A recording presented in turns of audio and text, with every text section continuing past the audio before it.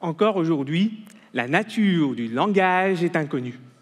Je veux dire, est-ce que c'est un assemblage de mots? Pourtant, le mandarin utilise des symboles. Est-ce que c'est du texte écrit et parlé? La langue des signes ne serait pas d'accord. Et même en français, pourquoi appelons-nous le saumon saumon?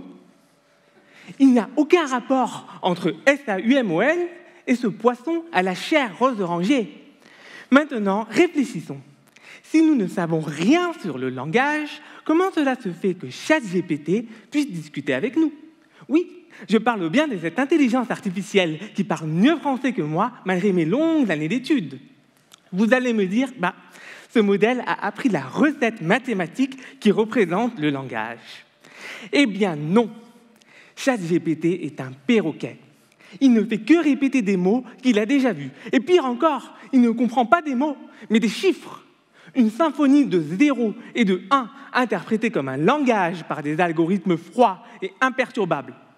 Algorithme qui, par méconnaissance du monde, peut confondre un saumon vivant avec un pavé de saumon. Le mystère du langage est donc non résolu. La technologie, elle s'adapte à nous. Mais en fait, nous nous adaptons à elle aussi. Pensez au jargon, par exemple, SMS avec votre smartphone. Ou par exemple, pensez au jargon dans les jeux vidéo. J'ai une petite confidence à vous faire. Moi-même, étant sourd, je suis en permanence confronté à des adaptations linguistiques. D'une part, j'ai appris à lire sur les lèvres pour mieux comprendre. D'autre part, mon entourage a tendance à mieux articuler pour mieux m'intégrer. C'est pourquoi, dans ma thèse, je me penche sur la manière dont les humains et la machine ajustent leur langage, tout en cherchant des propriétés sur la nature du langage. Pour ce faire, j'ai mené une expérience auprès du personnel soignant à Genève.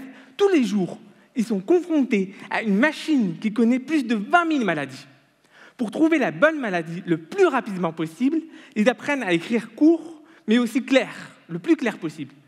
Pas pour eux, mais pour la machine. Comme s'ils apprenaient en fait une nouvelle langue, un nouveau jargon adapté à cette machine-là. La nature du langage pourrait donc avoir deux propriétés. C'est de communiquer le plus court possible, mais aussi le plus clair possible, que ce soit à une personne ou à une machine. Donc nous avons ici un réel tango linguistique entre nous et la technologie.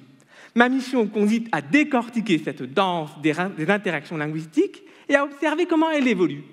Parce que dans un monde où le langage est une énigme, comprendre ces interactions pourrait être la clé. D'ailleurs, je trouve ça quand même assez ironique qu'un sourd cherche à expliquer le langage à tout le monde. Merci beaucoup.